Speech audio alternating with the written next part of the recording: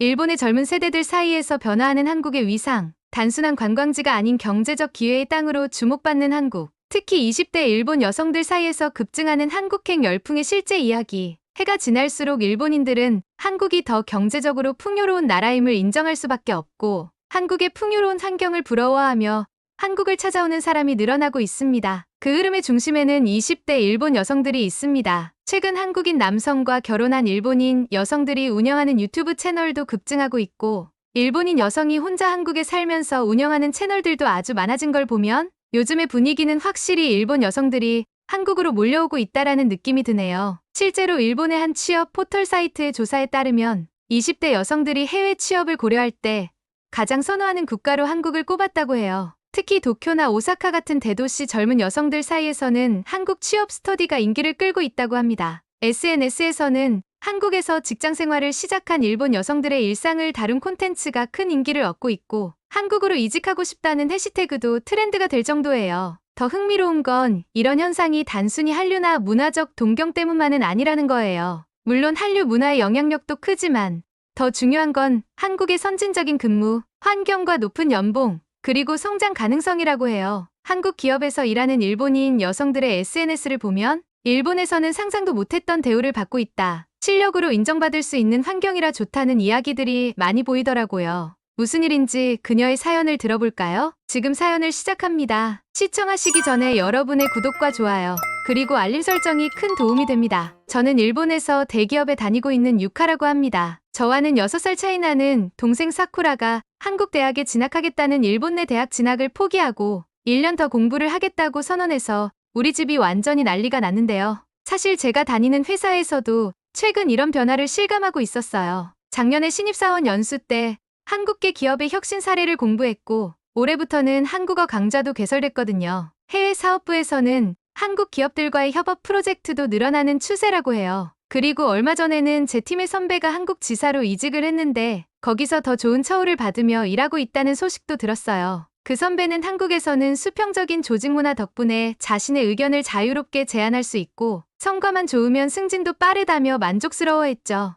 회사 동료들 사이에서도 일본보다 한국이 기회의 땅이 되었다는 이야기가 슬슬 나오기 시작하던 참이었어요. 하지만 현실적인 대립으로 사실 동생 사쿠라가 대학 진학을 한국으로 하겠다는 말을 꺼냈을 때 우리 집안은 정말로 난리가 났죠. 모두가 크게 반대하는 수준을 넘어서서 의견 차이로 싸우기도 했어요. 동생은 일본 내에서도 도쿄에 있는 상위권 대학에 충분히 진학할 수 있을 만큼의 성적을 가지고 있었거든요. 일본에서는 그 정도 성적이라면 미래가 보장된 것과 다름없는데 그런 기회를 포기하고 한국에 간다니 집안 어른들은 물론이고 제가 다니는 대기업의 선배들과 동료들에게 물어봐도 한국 대학 출신은 한 번도 본 적이 없었기에 그 결정이 더 황당하게 느껴졌습니다. 사쿠라는 고집이 아주 강한 성격이었고 가족들의 끊임없는 설득에도 꿈쩍도 하지 않았어요. 부모님이 무조건적인 반대하는 건 이해가 가지만 아직 20대 중반인 제가 사쿠라의 편을 들지 않자 사쿠라는 오히려 반대하는 제 입장에 놀라는 분위기였는데요.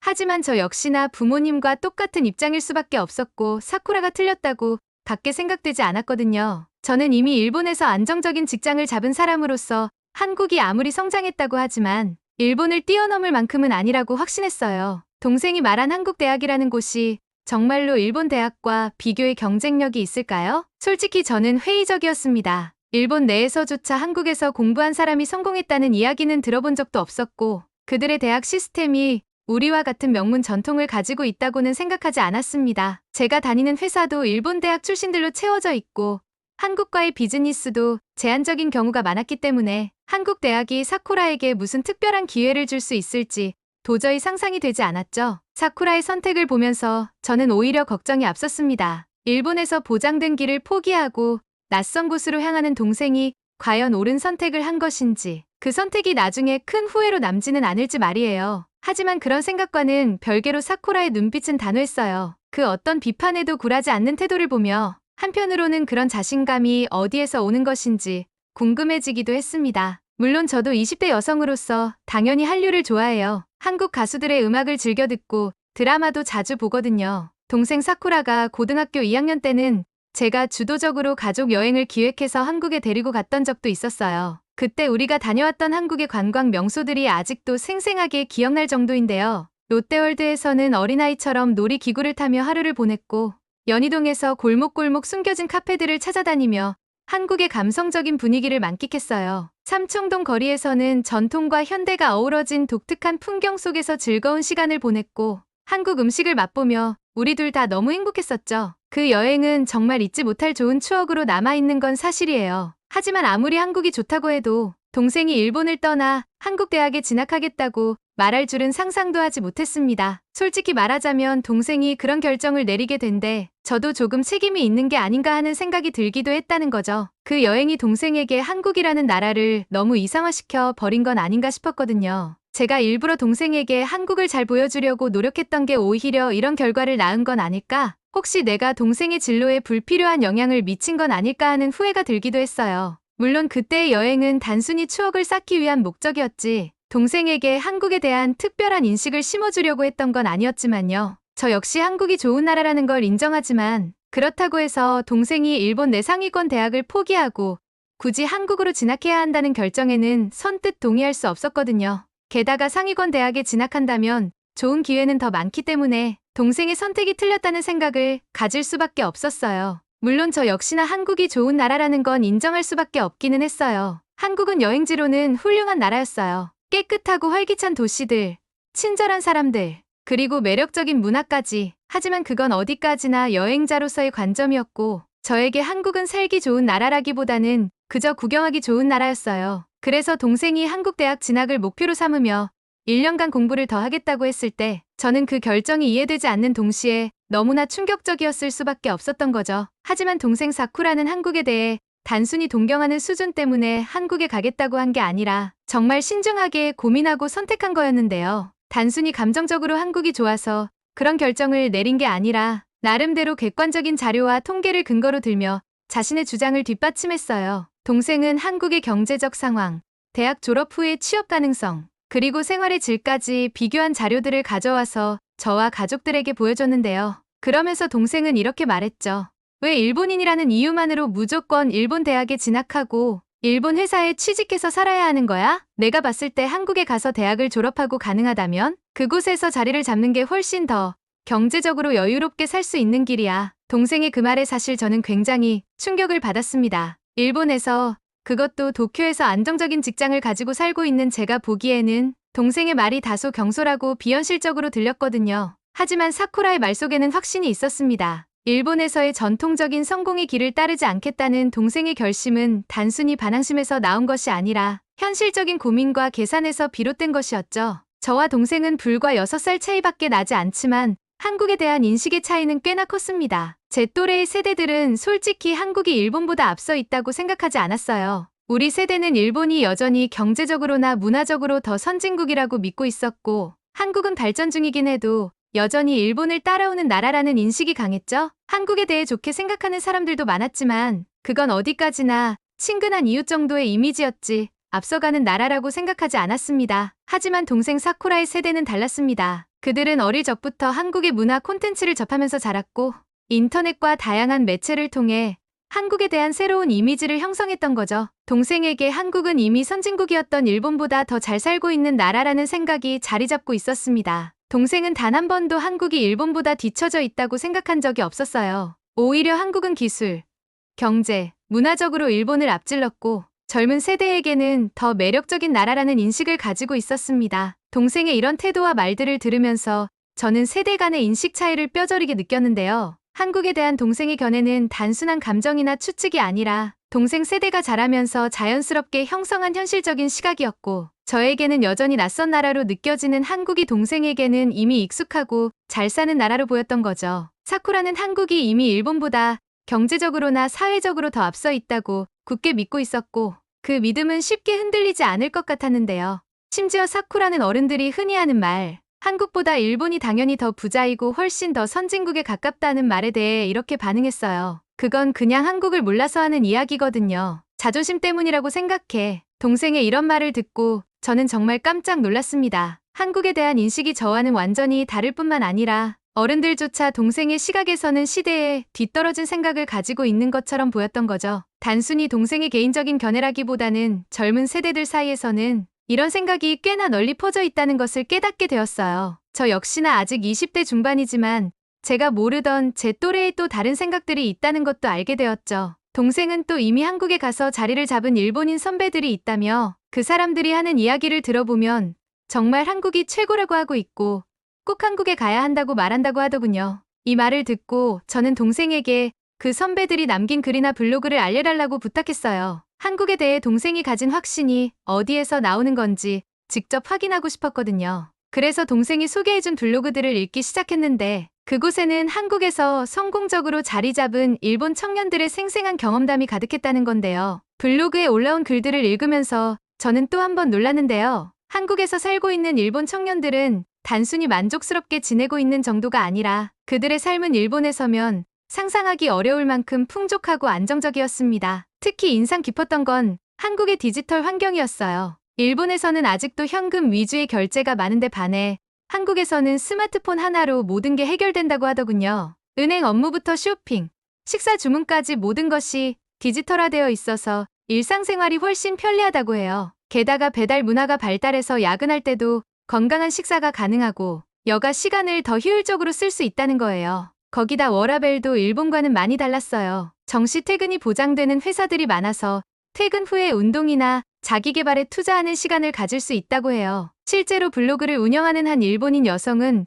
평일 저녁에 어학원을 다니면서 제2외국어도 배우고 주말에는 테니스 동호회 활동도 하고 있다고 썼더라고요. 일본에서는 상상하기 어려운 라이프 스타일이죠. 많은 청년들이 한국에서 일본보다 훨씬 높은 경제력을 갖추고 있었어요. 예를 들어 일본에서는 월급만으로는 집 한 채를 사는 게 거의 불가능하다고 느껴지지만 한국에서는 젊은 나이에 자산을 쌓을 수 있는 기회가 많다는 걸 강조하고 있었죠. 심지어 한국인들은 단순히 월급에 의존하지 않았어요. 일본에서는 주식 투자가 여전히 위험하거나 부정적인 이미지로 받아들여지는 경우가 많은데 한국에서는 이미 오래전부터 주식 투자, 특히 미국 주식에 투자하는 게 돈을 불릴 수 있는 효과적인 방법이라는 인식이 자리 잡혀 있었더라고요. 일본에서는 주식 투자를 아예 하지 않거나 해도 소극적으로 접근하는 사람들이 많지만 한국에서 살고 있는 일본 청년들은 이와는 전혀 다른 태도를 보여줬어요. 미국 주식에 적극적으로 투자해서 큰 돈을 번 사람들의 이야기가 가득했죠. 사실 이런 점은 일본에서면 상상하기 어려운 부분이에요.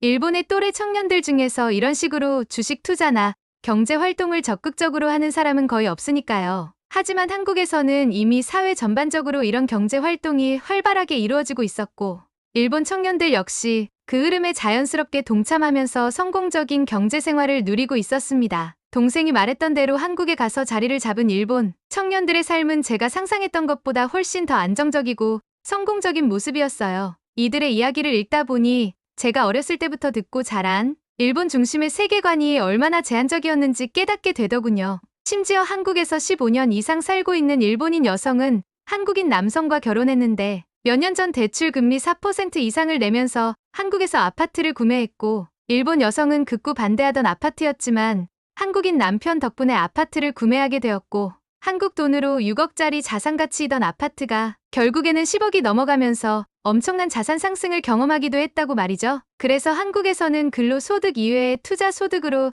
자산이 한 단계 점프하는 일을 경험할 수 있다고 했어요. 그리고 이런 건 살면서 큰 든든한 버팀목이 되어준다고 하더라고요. 사쿠라는 그런 한국의 모습에도 굉장히 부럽다는 생각을 가진 것 같더라고요. 평범한 직장인이 어떻게 그런 경제적 여유를 가질 수 있을까 하는 의문이 들었지만 한국과 일본의 대출 제도와 투자 개념 자체가 완전히 다르다는 사실을 알게 되었어요. 한국에서는 직장이란 단순히 생활을 유지하고 투자금을 모으기 위한 수단으로 여겨지는 반면 일본에서는 직장이 곧 삶의 전부라고 할 만큼 중심적인 위치를 차지하고 있죠. 이 차이는 개인의 경제적 사고 방식뿐만 아니라 사회 전체의 구조에도 큰 영향을 미치는 것 같았어요. 때문에 일본인들에게 직장은 목숨과도 같아요. 그래서 일본에서 직장은 규율적이고 수직적인 문화 속에서 운영이 되는 게 자연스러워요. 절박한 건 직원들이죠.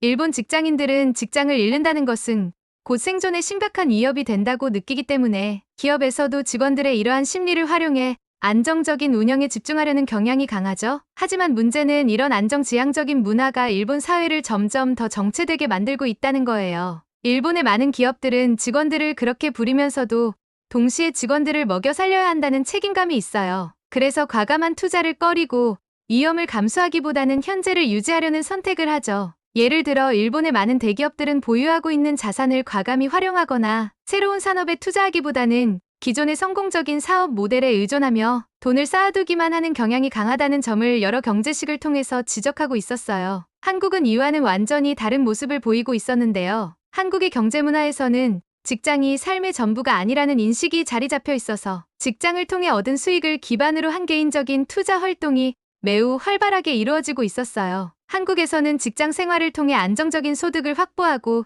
이를 주식, 부동산 혹은 다양한 금융상품에 투자하며 자산을 증식하는 것이 일반적인 사고 방식이더라고요. 이런 투자 문화는 단순히 개인의 경제적 성장을 넘어서 국가 전체의 경제에도 큰 영향을 미치고 있었어요. 놀라웠던 건 투자 정보를 얻는 방식이에요. 한국에서는 투자 정보를 공유하는 문화가 매우 발달해 있어서 직장인들이 퇴근 후에 투자 스터디 모임을 갖는 게 일반적이라고 해요. 실제로 한 블로거는 매주 화요일마다 동료들과 모여서 글로벌 경제 동향을 공부하고 투자 전략을 세운다고 했어요. 또 인상적이었던 건 모바일 투자의 편리성이었어요. 스마트폰으로 미국 주식을 실시간으로 거래할 수 있고 소액으로도 다양한 금융상품에 투자할 수 있는 시스템이 잘 갖춰져 있다고 합니다. 심지어 출퇴근 시간에 지하철에서도 주식 거래를 할 수 있을 만큼 금융 시스템이 발달해 있더라고요. 이런 환경 덕분에 젊은 직장인들도 부담 없이 투자를 시작할 수 있다는 거예요. 특히 한국의 대출 제도는 투자 문화의 활성화에 큰 기여를 하고 있었는데요. 일본에서는 대출을 받는 것 자체가 부정적으로 인식되거나 안정적이지 않은 재정 상태로 비춰질 수 있어서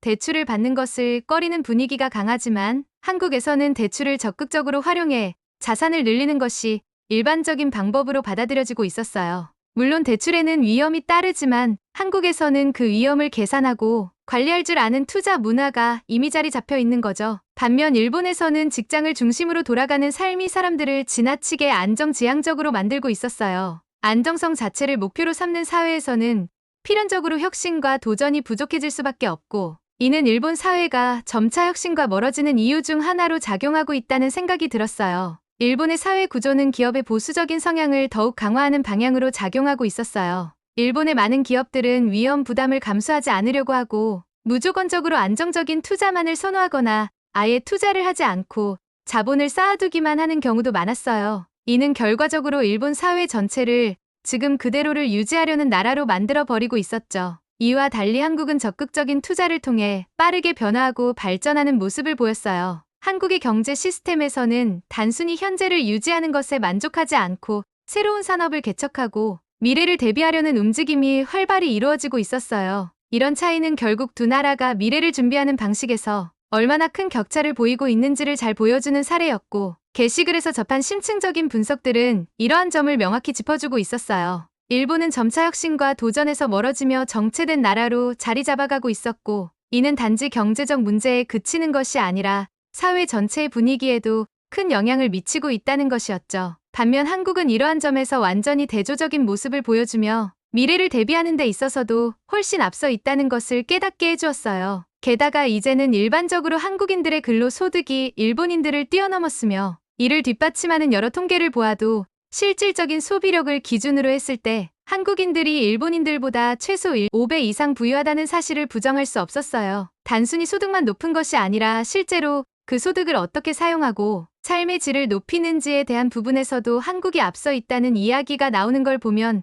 과거와는 완전히 다른 양상이 펼쳐지고 있다는 것을 느낄 수 있었죠. 각종 통계 자료를 분석해보면 이러한 차이가 더욱 명확히 드러나요. 또한 한국에 거주하고 있는 일본인들의 경험담을 통해서도 이런 사실들이 거짓이 아니라는 것을 알 수 있었어요. 일본에서면 꿈도 꾸지 못할 정도의 높은 월급과 안정적인 직장, 그리고 잘 구축된 사회보장제도 덕분에 많은 일본인들이 한국에서 안정적인 삶을 살며 경제적으로도 더 풍요로움을 누리고 있다는 이야기가 많았거든요. 특히 인상적이었던 건 한국 기업들의 글로벌 시장에서의 성과였어요. 삼성전자나 현대차 같은 기업들이 세계 시장에서 선두를 다투는 모습을 보면서 일본 기업들이 한때 보여주었던 혁신성과 도전 정신이 이제는 한국 기업들에게로 옮겨간 것 같다는 생각이 들었어요. 실제로 제가 읽은 블로그 중에는 한국 대기업에서 일하는 일본인 직원의 이야기도 있었는데 그는 한국 기업의 빠른 의사결정과 과감한 투자가 일본 기업과는 완전히 다르다고 했죠. 우리가 회의만 하고 있을 때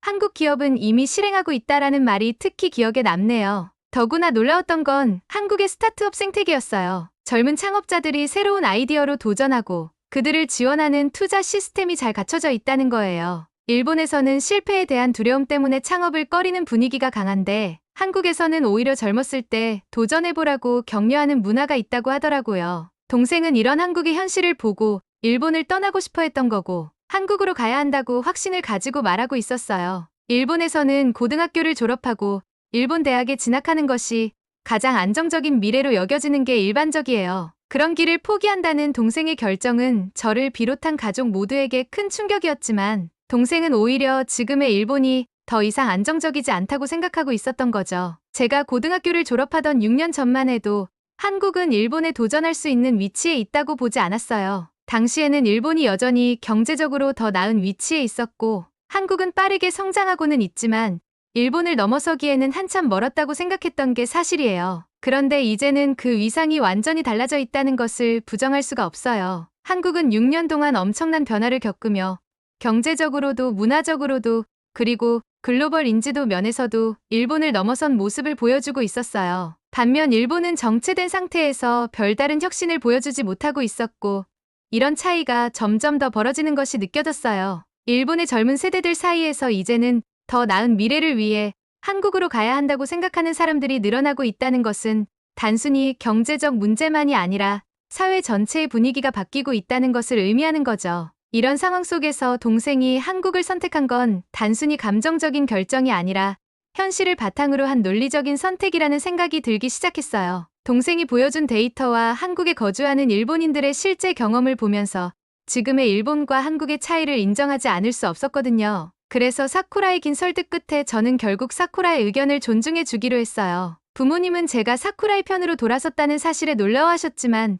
저는 시간이 지날수록 사쿠라의 선택이 틀리지 않았다고 생각하게 되었어요. 그동안 한국은 저에게 단순히 관광지로 좋은 나라였어요. 깨끗하고 재미있는 한류 문화로 흥미로운 나라라고 생각했죠. 하지만 사쿠라 덕분에 한국은 단순히 관광으로 좋은 나라를 넘어 진정으로 미래를 설계하기 좋은 나라, 경제적으로도 기회가 많은 나라라는 걸 알게 되었어요. 저 역시 사쿠라가 한국에서 성공적인 대학 생활을 하고 자신이 꿈꾸는 미래를 만들어 가길 진심으로 응원하고 싶어요. 한국이라는 나라를 제대로 알게 된 지금 사쿠라의 결정을 존중해 주길 잘했다고 생각합니다. 그리고 그동안 일본 내 엘리트 코스를 밟아 살아왔던 저에게는 옆을 보지 않고 앞만 봐왔기에 우리의 상황이 어떤지 알지 못했습니다. 앞으로는 확실히 겸손한 자세도 필요하다고 느껴지네요. 우리 가족의 이야기 그리고 제 생각을 담은 글은 여기서 마치도록 하겠습니다. 감사합니다. 감동보감의 오늘의 사연은 어떠셨나요? 여러분의 이야기를 들려주고 싶은 분들은 언제든지 사연 제보 부탁드립니다. 여러분의 사연 하나하나가 감동보감 사연을 제작하는 큰 힘이 됩니다. 감동보감은 감동적인 사연을 언제나 환영합니다. 오늘의 이야기가 마음에 드셨다면 구독과 좋아요, 알림 설정 감사합니다.